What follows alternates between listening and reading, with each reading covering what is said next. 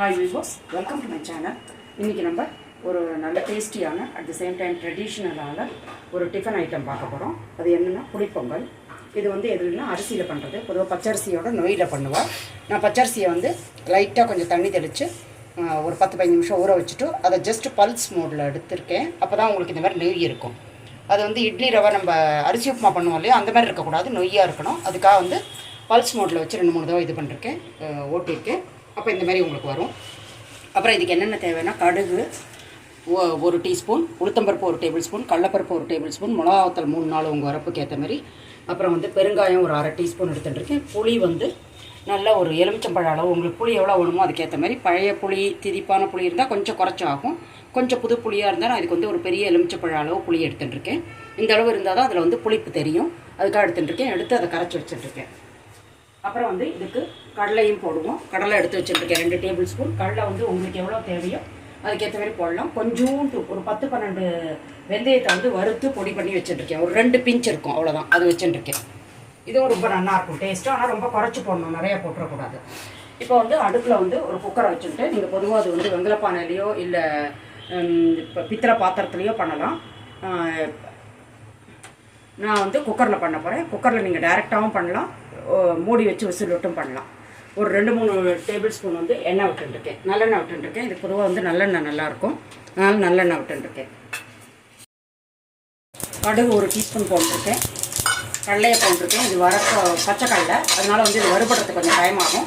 அதனால் இது உடனே போட்டிருக்கேன். இது வறுத்த கடலையாக இருந்தால் உளுத்தம்பருப்பு கடலைப்பருப்பு போட்ட உடனே அதை போட்டுக்கலாம். இது ஒரு 2 நிமிஷம் வதக்கிட்டு நான் இதில் கடலைப்பருப்பு போட்டுக்கிறேன். உளுத்தம்பருப்பு கொஞ்சம் லேட்டாக போடலாம். உளுத்தம்பருப்பு வந்து உங்களுக்கு சீக்கிரமாக செவந்துடும். அதனால் உளுத்தம்பருப்பு கடலைப்பருப்புலாம் கொஞ்சம் போடணும், அந்த டேஸ்ட் வந்து ரொம்ப நல்லாயிருக்கும் இல்லை. அதனால் இது கொஞ்சம் வதங்கட்டும். வறுத்த கடலையாக இருந்தால் நீங்கள் சேர்ந்தாப்பிலே போட்டுடலாம் கடுகு உளுத்தம்பருப்பு போடும்போது. இப்போ கடலை கொஞ்சம் வறுத்து படப்படன்னு வெடிக்க ஆரம்பிக்காது. இந்த ஸ்டேஜில் நான் வந்து உளுத்தம்பருப்பையும் போட்டுக்கிறேன். இது கொஞ்சம் சிவந்த ஒன்று.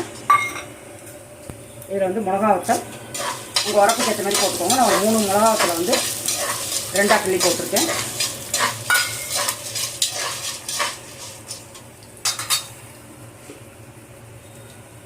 இதில் கருவேப்பிலை,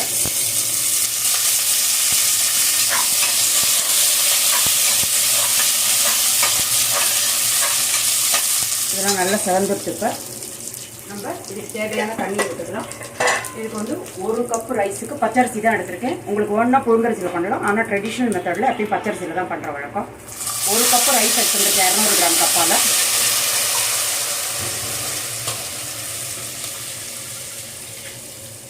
அதனால் வந்து பொதுவாக 2 கப்பு வந்து நம்ம தண்ணி விடுவோம்.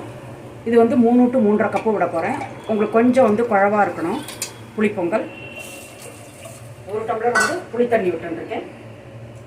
3 கப்புக்கு அப்புறம் கொஞ்சமாக ஒரு 1/2 கப்பு போல் தண்ணி விட்டுருக்கேன். இதுலேயே வந்து பெருங்காயத்தை போட்டுக்கிறேன்.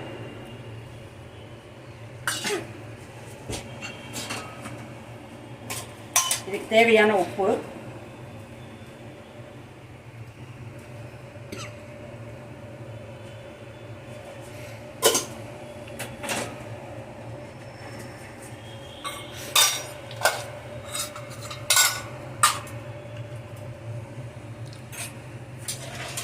இப்போ வந்து பொதுவாக இந்த புளிப்பொங்கலுக்கு வந்து சைட் டிஷ் வந்து இது டாங்கர் பச்சடின்னு ஒன்று பண்ணுவோம். அப்போ முன்னே ட்ரெடிஷ்னலாக பண்ணுறது வந்து கருப்பு உளுந்தில் பண்ணுவோம். நான் இன்றைக்கி வந்து உங்களுக்கு வெள்ளை உளுந்தில் பண்ண போகிறேன். அது வந்து ரொம்பவே எக்ஸலண்ட் காம்பினேஷனாக இருக்கும். அண்ட் நீங்கள் எப்பயும் பண்ணுற தயிர் பச்சடி பதில் ஈவன் டாங்கர் பச்சடியும் நீங்கள் பண்ணிக்கலாம் நார்மல் டேஸில். அது ரொம்ப டேஸ்ட் ரொம்ப நல்லாயிருக்கும். ஆசிச்சு உளுந்து வந்து உடம்புக்கு ரொம்ப நல்லது, இடுப்புக்கெலாம் நல்ல வலு. அதனால் நீங்கள் அந்தமாரி பச்சடியும் பண்ணி பார்க்கலாம். இப்போ வந்து தண்ணி நல்லா கொதிக்கட்டும். இதெல்லாம் நீங்கள் வந்து கொஞ்சம் வந்து எண்ணெய் வந்து ஓரளவு விடணும், ரொம்ப குறைச்சி விடக்கூடாது. 3 விட்டுருந்தேன். நான் இப்போ இன்னொரு ஒரு 1/2 ஸ்பூன் 3/4 ஸ்பூன் விட்டுருக்கேன். இது எல்லாமே நான் 200 கிராம் கப்பால் 1 கப்பு போட்டேன் ரைஸு, அதுக்குள்ள அளவு.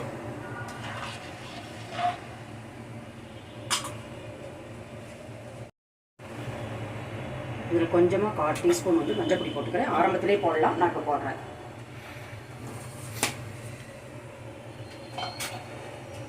இப்போ வந்து தண்ணி நல்லா கொதிக்கட்டும்.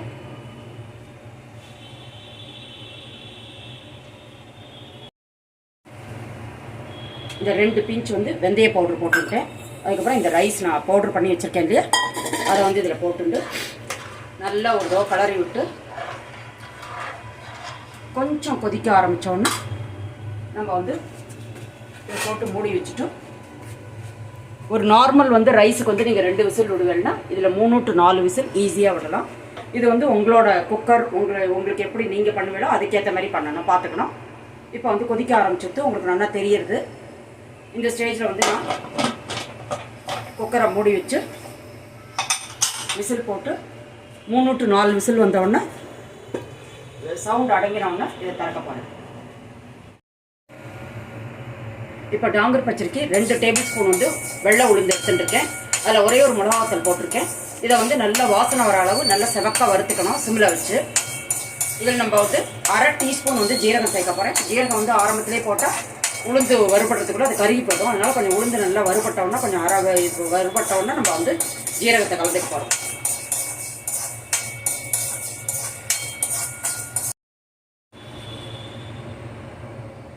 இப்போ கொஞ்சமாக 1/2 ஸ்பூன் வந்து ஜீரகம் கலந்துக்கிறேன். ஓரளவு வறுபட்டுருக்கு நல்லா உளுத்தம்பருப்பு. இன்னும் ஒரு 2-3 நிமிஷம் வறுபடணும். அப்போ வந்து நம்ம எடுத்துகிட்டு மிக்சியில் நல்லா ஃபைன் பவுடராக அரைச்சி நிற்கணும்.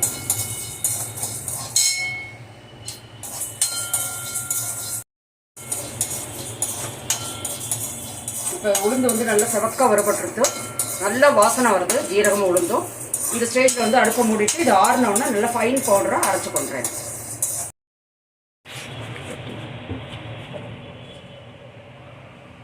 இப்போ வந்து ஃபைன் பவுடராக பண்ணின்னு வந்துட்டேன் இதை மிக்சியில். இதை இந்த தயிரில் கலந்துக்கிறேன். நீங்கள் பொதுவாக வந்து போடும்போது ஸ்பூன் பார்த்து போட்டுக்கலாம், தயிருக்கு ஏற்ற மாதிரி. உங்களுக்கு வேணுன்னா மிச்சத்தை வச்சுன்னு அப்புறம் கலந்துக்கலாம். இல்லைன்னா அப்படி பவுடர் ஜாஸ்தி ஆகிட்டுனா திருப்பி தயிரை ஆட் பண்ணிக்கலாம், அந்த மாதிரி பண்ணலாம். இப்போ இதுக்கு தேவையான சால்ட்டை போட்டுடுறேன்.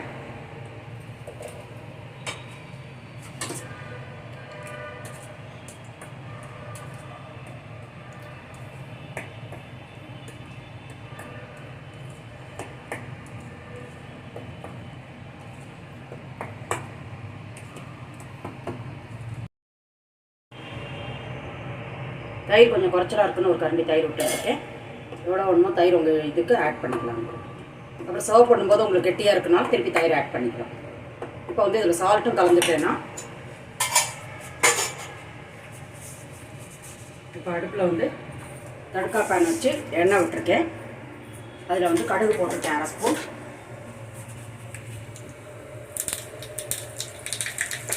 கடுகு வெடிச்சிருச்சு. ஒரு 1/4 டீஸ்பூன் வந்து பெருங்காயம், அது காய்ச்சி கொட்டியாச்சு.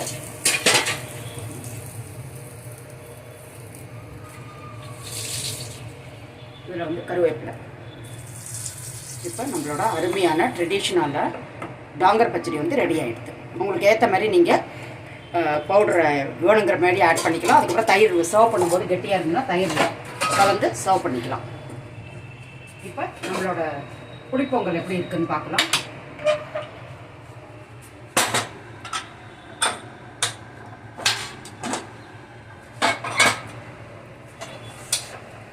ரொம்ப ஃபஸ்ட் கிளாஸாக ரெடி ஆகிடுது. இது வந்து நான் போட்டிருக்கிற புளியெலாம் வந்து உங்களுக்கு நல்ல புளிப்பும் இருக்கும். மிளகாத்தூள் போட்டிருக்கிறதுலாம் அந்த உரப்பு புளிப்பு எல்லாம் இருக்கும். வெந்தயத்தோட டேஸ்ட்டு ரொம்ப அருமையாக இருக்கும். அதில் உங்களுக்கு அது பிடிச்சதுன்னா நீங்கள் வந்து துளியூண்டு பீஸ் வந்து வெல்லத்தை ஆட் பண்ணிக்கலாம். இப்போ வந்து நம்மளோட பொங்கல் வந்து இது புளிப்பொங்கல் வந்து ரெடி ஆகிடுது. இதையும் நான் வந்து சர்விங் பவுலில் மாற்றிட்டு உங்களுக்கு காமிக்கிறேன்.